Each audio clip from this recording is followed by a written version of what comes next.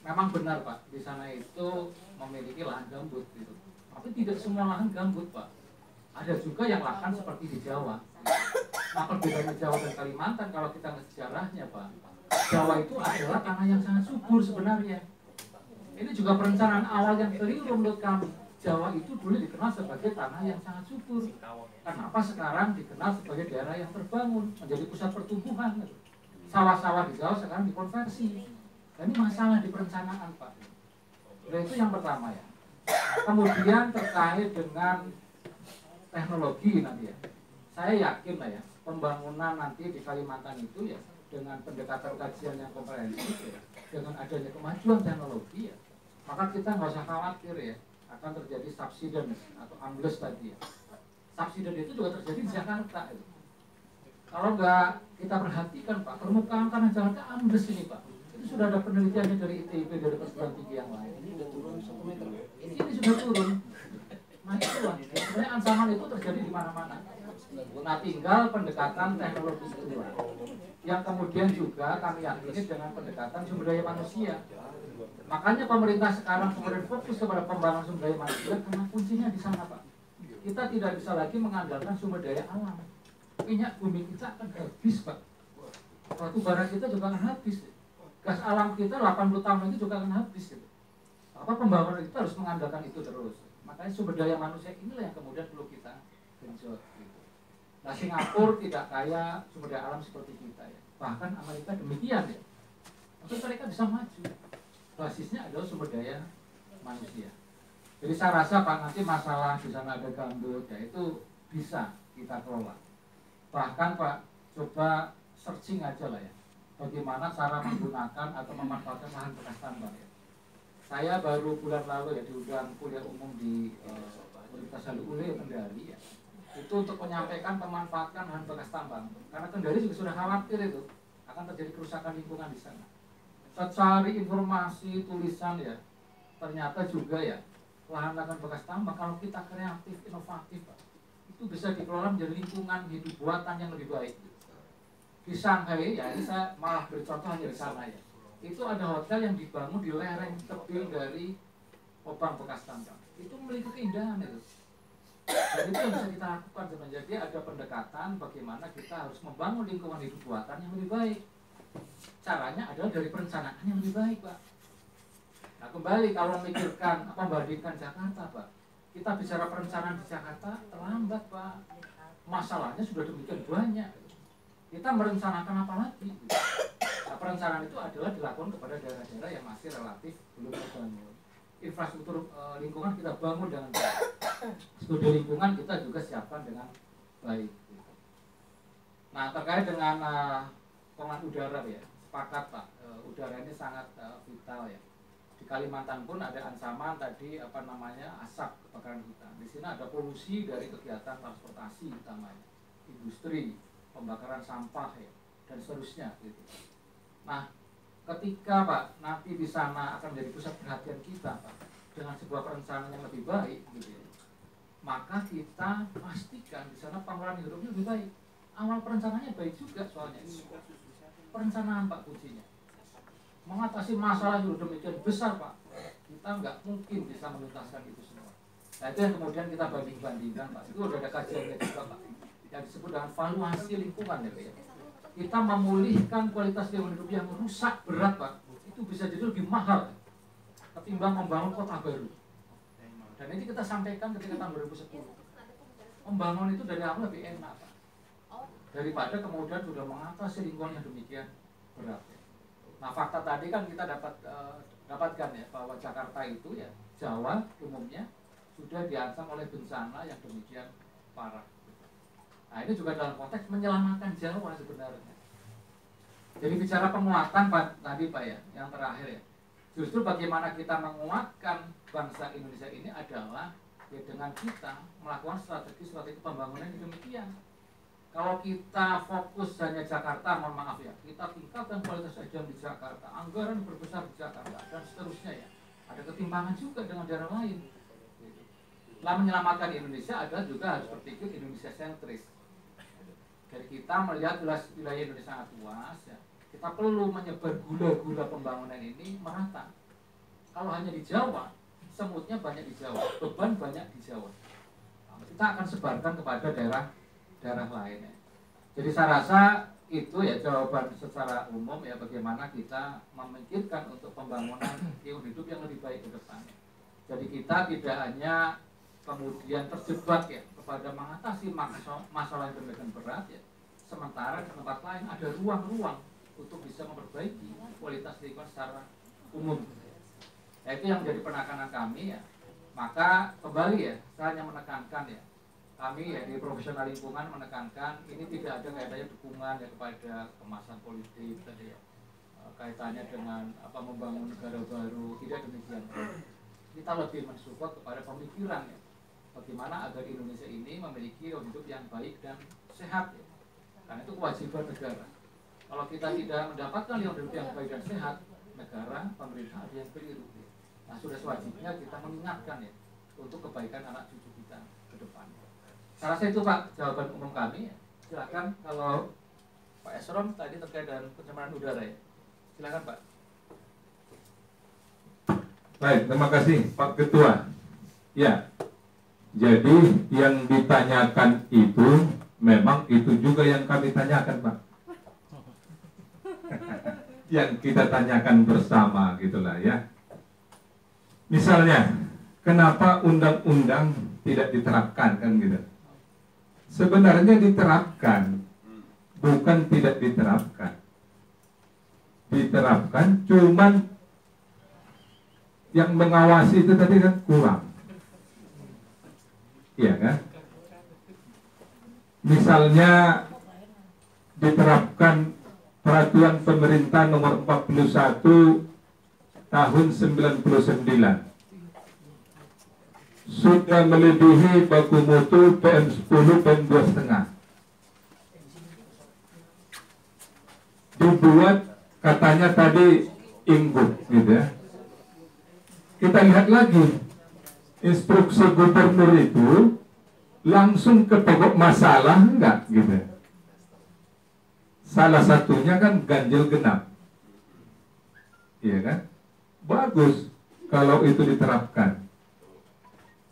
Sudah pernah dihitung gitu bahwa kalau kualitas udara pada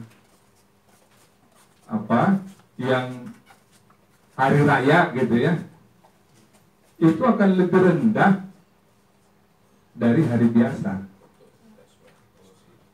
Pasti. Kalau ini belum ada kalian meneliti Bu antara yang ganjil dan genap. Tetapi intinya yang akan kami sampaikan itu diterapkan, tetapi kondisinya sudah dilihat tadi kan.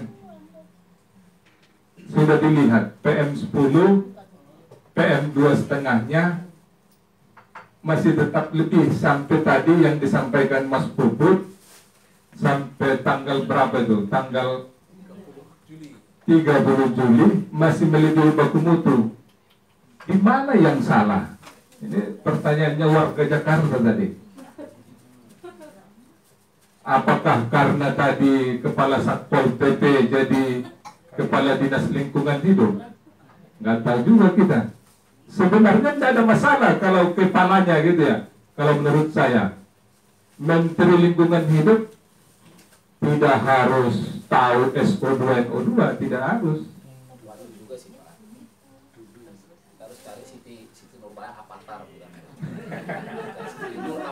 Tidak harus. Saya justru menyarankan Menteri Lingkungan Hidup itu harus yang tegas. Tegas dalam arti berani. Berani dalam arti konsisten, komitmen, kuat, dan punya pengalaman gitu. Punya pengalaman di dalam LH sendiri maupun di luar LH. Misalnya kalau ditanyakan kira-kira siapa ya gitu. Pak Rohadi lah coy. Iya kan? Saya buat tadi, saya usulkan kriterianya itu yang dekat ke masyarakat, gitu ya, punya profesional tinggi, dan juga punya pengalaman di birokrasi, dan kalau boleh jangan ada implikasi parpol gitu. Iya dong. Kalau ada afiliasi ke parpol itu yang akan repot. Iya kan? Karena apa? Misalnya bensin. Tahulah Bapak Ibu itu, gitu ya. Iya kan? Yang kebakaran hutan di sana. Tahulah kenapa itu. Misalnya gitu ya. Jadi kalau kira-kira menurut teman-teman ini yang cocok seperti apa ya kira-kira? Kalau menurut saya tadi yaitu punya pengalaman, dekat dengan masyarakat, peduli terhadap masyarakat, baik itu dengan apa? Dengan ada bisa berdiskusi seperti ini gitu ya, dan juga sangat mumpuni gitulah. Nah, kira-kira gimana tuh? Kalau kita buat tiga apa ya? Tiga calon lah gitu. Nah, menurut Bapak Ibu kira-kira siapa? Cocok nggak kalau Pak Ketua kita? Hah? Cocok ya? Nah. Nolak Pak, nolak untuk tidak disebut. Oh. Kalau yang kedua kira-kira? Aktivis ya, relawan itu cocok ya. Jokowi Pak nanti ngatur itu. Lo yang ngatur lah. Bisikin tuh Jokowi. Terus?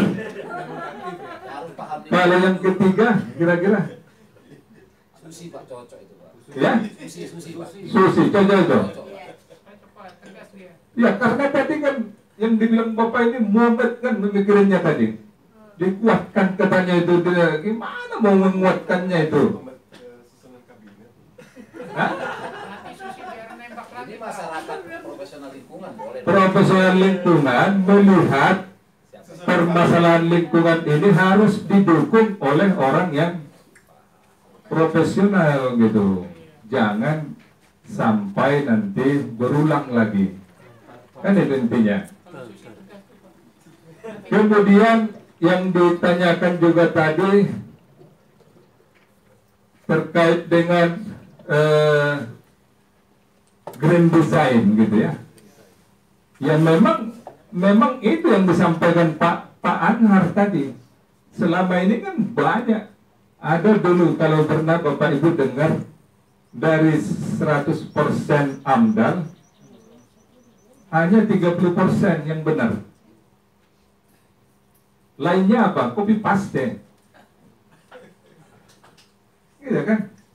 Copy paste yang kadang-kadang misalnya AMDAL PT apa, PTX gitu. Padahal berikutnya untuk di AMDAL PTY. Masuk juga PTX di PTY itu kan.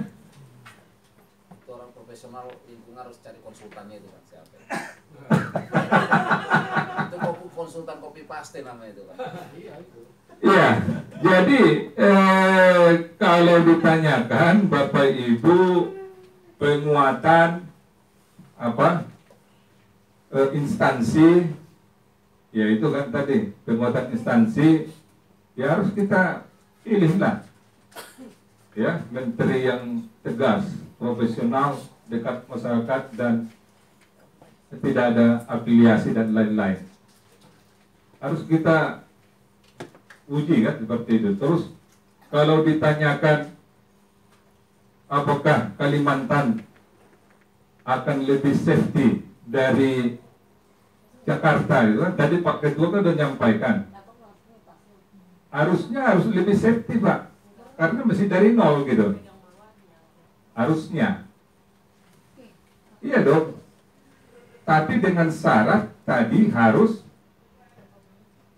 apa itu tadi AMDAL-nya, ya kan, KLHS-nya, kajian lingkungan hidup strategisnya harus dibuat dengan benar. masalah hak asasi manusianya juga harus diperhatikan. Kalau enggak, akan mengulangi masalah yang di DKI atau yang di Jawa ke Kalimantan, akan. Kalau itu tadi tidak diperhatikan semua. Tapi Kalimantan menang 07-08. Iya kan? Apanya Pak? Yang menang siapa sih? 07 apa 08? Ya, jangan bicara langsung dah. Iya. Jadi Bapak Ibu akan mengulangi masalah yang di Jawa ke Kalimantan, akan. Kalau itu tadi tidak dilakukan, akan. Jadi intinya adalah itu informasi yang kami sampaikan, bagaimana dasarnya pencemaran udara, air, sampah, dan lain-lain sebagainya. Apakah harus pindah? Kalau menurut kami harus pindah. Biar apa? Biar lebih mudah dikelola. Nggak perlu dipindah. Iya, sebab kita SDM kita harus menyebar tadi yang dibilang. Karena udah ada bukti suatu negara itu tidak pindah-pindah ibu kotanya. Boleh, nggak pindah-pindah boleh. Seperti Amerika, semuanya ibu kota. Di Amerika itu kan ibu kota partai Washington, tapi itu 50 negara Pak. Bayangkan, sumber daya alam kita kalah sama mereka. Oke, apapun itu boleh Pak. Tapi kan yang berkembang sekarang mau dipindah apa tidak, dari profesional kita dukung untuk dipindah gitu. Cuma masalahnya paradigmanya tidak seperti itu Pak. Iya. Iya, yang sebenarnya bukan itu Pak. Cuma mengambil ekonomi, itu kuncinya. Iya, makanya itu. Kenapa Pak? Karena terus terang Pak ya. Oh, bagus Pak, debat. Hutan yang terbesar di seluruh dunia itu ada beberapa, termasuk Kalimantan dan Papua. Betul. Brazil satu lagi Pak, Iya, Brazil. enggak, itu maksud saya salah satunya Indonesia, yang terbesar. Iya. Jadi di situ di situ ekonomi yang paling tinggi Pak di Kalimantan. Nah, kita udah tahu berapa semua income yang ada di pusat ini berasal dari Kalimantan. Itu Iya, jelas. iya. Cuman kalau prediksi saya untuk lebih baik itu nggak mungkin. Tapi mengamankan manusianya Pak yang di Jakarta. Jadi kalau pegawai udah pindah 1,5 juta pegawai negeri pindah, kita lebih ringan. Gitu. Iya. Itu saya pikir boleh aja Pak. Itu ada yang berpendapat seperti itu, silakan. Tidak jadi masalah itu. Tetapi kan kita melihat fakta-fakta yang ada Pak. Tapi Pak dirancang nanti kalau kasih usul komplek PWI sama wartawan sama ya Pak ya, kalau kayak zaman Soeharto dulu kan ada komplek wartawan. Udah gitu kalau Satu blok kita sendiri. aja, Pak. Kawasan. Tapi tolong dimasukkan itu Pak. Oke. Usulan dari Oke Pak ya. Jadi kami seperti yang disampaikan ketua, tidak ada afiliasi atau dari politikal, tidak ada. Kita hanya melihat dari sudut profesionalisme dan juga dari sudut keilmuan. Nah, pertanyaan-pertanyaan tadi, apakah mau memindahkan? Akan kalau itu tidak dilakukan, gitu ya, dan seterusnya, gitu. Gitu, Pak Ketua. Nah.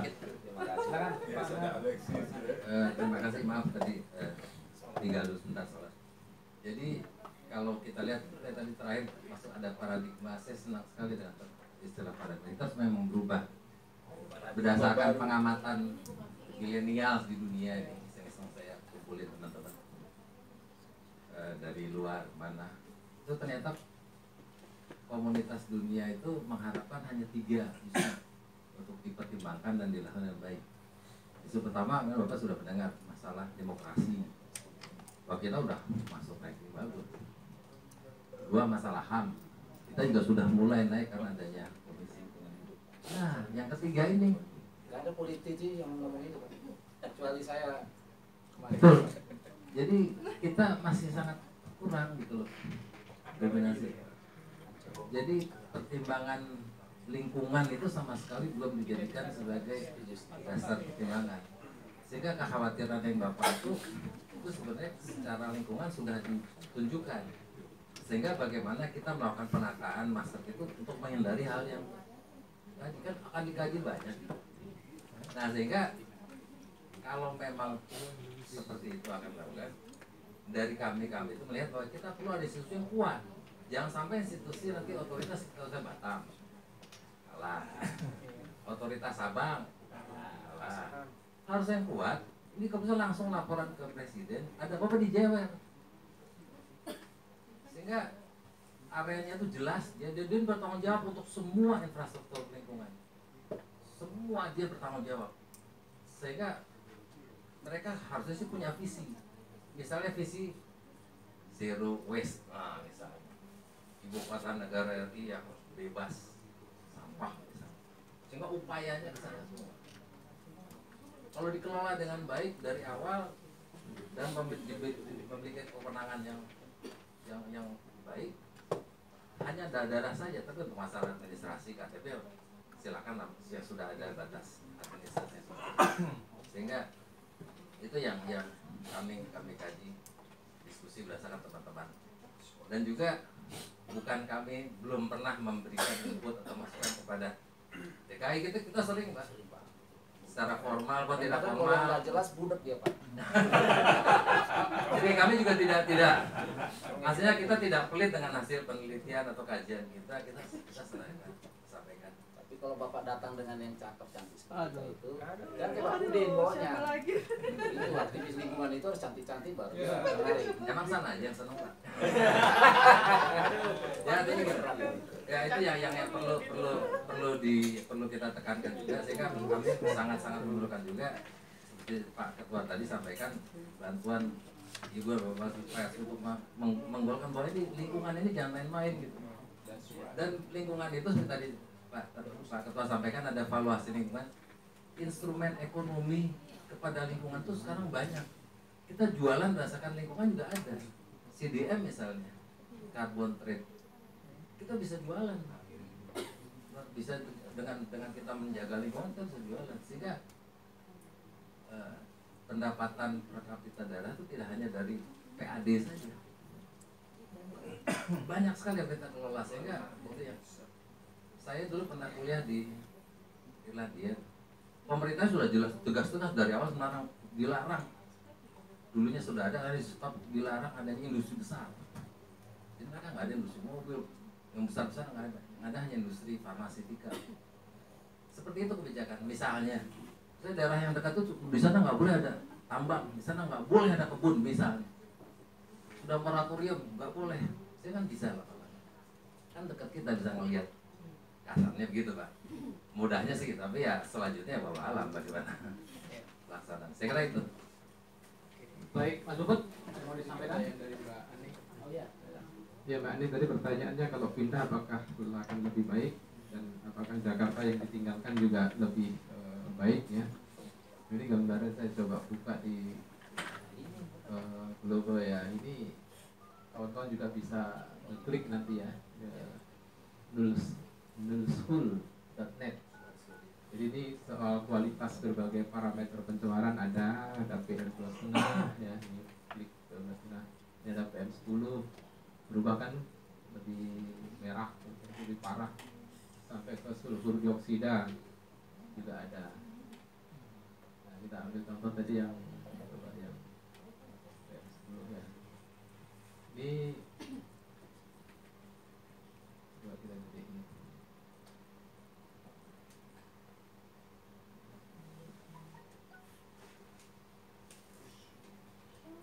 Kelihatan ya, Jakarta kan merah kan. Tapi problemnya Kalimantan juga merah juga ini. Ya.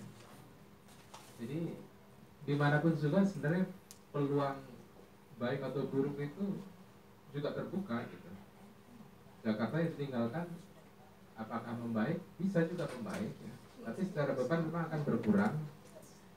Cuma belum tentu juga berpindah nanti akan lebih baik. Sekalipun ada seperti yang disampaikan Pak Sasliarto tadi, ada peluang perencanaan dari awal akan jauh lebih baik. Namun kan ada juga beberapa hal yang akan mendasari hal-hal seperti itu. Misalnya persoalan niat atau katakan konsep dari pemindahan ibu kota ini kuat atau tidak gitu. Kalau hanya sekedar sakit hati karena kalah pilkada kemarin, ya, Khusus. ya, jadi akhirnya kan Jakarta gitu. pokoknya gue pindah, mau apa lu? Ya. Pemerintah provinsi Jakarta. Jadi makanya tadi yang disebut Pak Tasdianto, Pak Esron, dan Pak Anhar tadi ya, bahwa perlu adanya filtering yang bagus gitu ya. Filtering yang bagus yang menurut regulasi kita jelas, AMHS, AMDAL kawasan, kemudian regulasi dan perizinan yang memang perlu dipenuhi. Tapi kalau nanti pelaksanaan seperti kasus kereta cepat ya, yang AMDALnya hanya 1 malam ya, itu kan problem kan. Nah ini kawan-kawan jurnalis yang harus kritis dalam konteks ini, ikut mengawal juga gitu. Setengah malam kadang-kadang. Nah itu belum lagi tantangannya ya, tantangannya ini kan developer kita ini sangat kuat kan, 9 naga katanya. Nanti 9 naganya juga pindah juga gawat juga kan gitu. Apalagi Pak Menteri Bappenas, Pak Bambang Menteri Brojonegoro, ya, belum sudah mengatakan ya, kami hanya menyediakan 96 T. Sisanya terserah ya. Terus ya, kan pasti developer akan berbondong-bondong kan, kan berbahaya juga gitu. Berbahayanya kenapa ya? Kalau developer kan orientasi ke profit ya, untuk profit jangka pendek, nggak mempedulikan hal-hal lain. Coba kita lihat ya, Meikarta yang bagusnya kayak apa tempo hari ya, waktu promosi. Kesannya kan ya apa, kita terpanas semua dalam Meikarta. Ya, betul. Tapi akhirnya terbengkalai juga kan. Juga yang reklamasi Pantura Jakarta kurang apa bagusnya kan. Tapi akhirnya terbengkalai juga. Jadi artinya kalau memang presiden punya satu konsep yang kuat ya, dan punya juga satu kemauan kuat untuk menerapkan regulasi dengan benar, ya akan berhasil, akan memperbaiki Mbak Anin, jadi akan memperbaiki situasi di sana. Dan yang di Jakarta sendiri tentu juga akan karena bebannya akan berkurang, tapi di sisi lain nanti Jakarta bisa berkonsentrasi ke bisnis, gitu. Ya, jasa, pariwisata dan sebagainya. Dan biasanya sesuatu yang ditinggalkan, merasa ditinggalkan itu akan kuat, gitu, akan berbenah juga. Gitu. Nah, saya juga akan memberikan contoh ya, kalau apakah tadi pertanyaan Bang Bulmer, apakah nggak bisa diberdayakan DKI Jakarta ini? Dikasih penguatan. Ya, dikasih kepenguatan ya. Ini coba nih, kami itu dari tahun 2004, ya udah 12 tahun nih ngasih kayak gini nih. Ini kami update setiap 5 tahun ini. Jadi dalam konteks pengendalian pencemaran udara, nggak tahu apakah kawan-kawan di DKI itu geblek ya, mohon maaf nih kalau terlalu kasar nih, atau nganggap kita remeh. Kalau nganggap remeh, ini karya yang melibatkan profesor dan doktor global gitu loh, nggak hanya nasional tapi global. Ada Profesor Alan Gutler dari Research Institute, itu pusatnya di Nevada. Kemudian dibantu Dr. Profesor Frank Lee ya di Hong Kong Polytechnic University membantu juga. Kemudian ada Sarat Gutipunda, Dr. Sarat Gutipunda dari New Delhi, India. Belum lagi Dr. Esron, iya nih kalau kita pasti kita ya. Ya kayak beliau ini malah ya maaf aja, malah nggak berdayakan di KLHAS. Tapi bakal Pak, calon menteri Pak. Nah ini Calon menteri nyebut calon lain. Beliau calon menteri KLHAS. Ini kasih pinjam. ya. Dalam daftar Jokowi. Calon list. Jadi gini, kawan-kawan di DKI itu itulah, nggak tahu kenapa ya. Sekarang sibuk mereka, bingung. Kalau ngomongin soal ganjil genap, kami sudah ngomongin di sini tahun 2004 kan, road pricing ya. Jadi jalan itu harus dihargai gitu. Nah, ganjil genap itu kelas 1-nya sebelum naik ke kelas 2. Kelas 2-nya road pricing. Ya. Jadi ganjil genap yang dibicarakan sini sudah kita bahas dan kita usulkan kala itu. Gitu. Kemudian soal pembatasan umur kendaraan, di sini ada scrapping car kan, di sini ya. Ini 2004 kita bahas. Ini pembatasan usia kendaraan. Ini yang nyoret anggota Dewan DKI Jakarta. Oh, saya tahu tuh orangnya, Pak.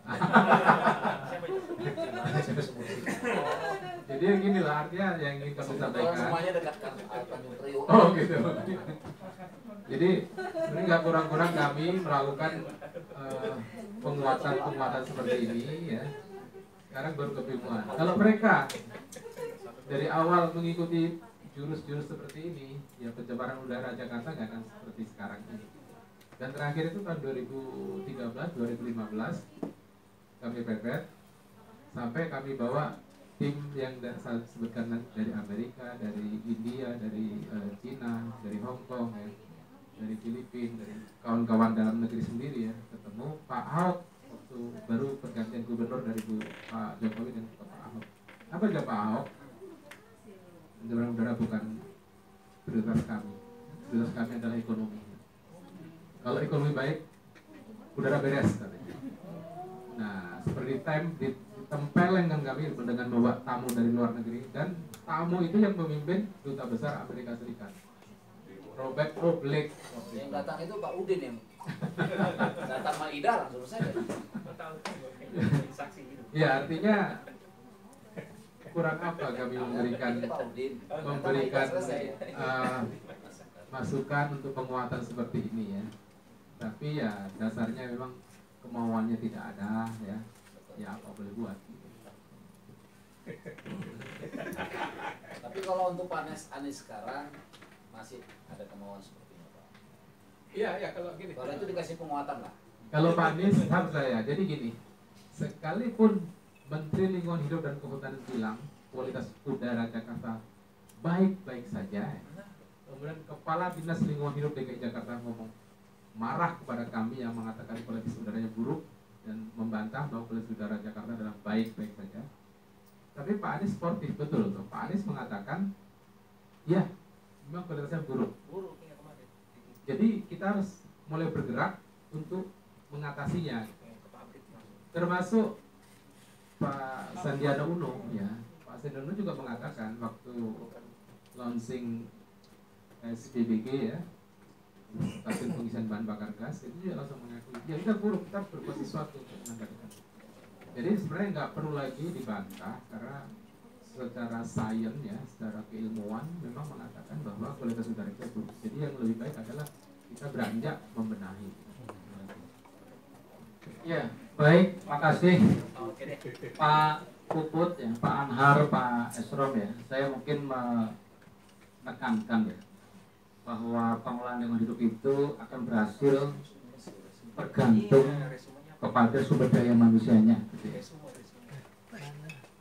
Ada sumber. Nah, dibantu Pak semua biar lebih gampang. Kita bikin berapa poin gitu. Iya, tapi nggak apa-apa, saya ada catatan Bapak ya. Rangkumannya lah gitu. Apa yang harus Ya, sebenarnya di press release sudah ada Pak. Di release-nya sudah ada. Tinggal diedarkan. Oh iya, sudah ada. Ya, saya mau menekankan lagi ya bahwa pengelolaan sumber daya alam itu, ya, pengelolaan hidup itu sangat tergantung kepada manusianya.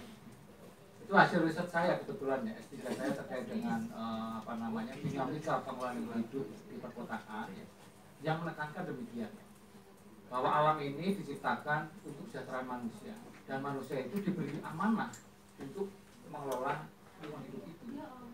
Dan percayalah ya, kalau kita dipilih ya untuk bisa mengelola sumber daya alam dan lingkungan hidup itu ya karena kita dianggap mampu. Nah, itu yang menjadi catatan saya ya. Jadi nggak usah khawatir ya terkait dengan kondisi yang hidup sekarang di Jakarta yang demikian ya, sedang rusak parah gitu ya. Dan juga nanti ada lingkungan hidup di wilayah lain yang juga dikhawatirkan rusak gitu ya. Kami percaya ya, karena sejak tahun 2010 ya kami sudah dialog dengan Pak Anies Baswedan. Beliau itu pemimpin yang peduli lingkungan. Makanya mau ketempatan Universitas Paramadina untuk seminar tentang kualitas lingkungan hidup ibu kota negara ketika itu. Makanya ya, ini tidak dalam konteks dukung-mendukung. Jauh dari konteks seperti itu. Tapi justru ya kemenangan kita nih orang-orang yang peduli lingkungan ya apabila adalah nanti DKI Jakarta juga berhasil memperbaiki lingkungan hidupnya ya, pindah ke Kalimantan juga berhasil di sana lingkungan hidupnya baik juga. itu yang diuntungkan masyarakat gitu.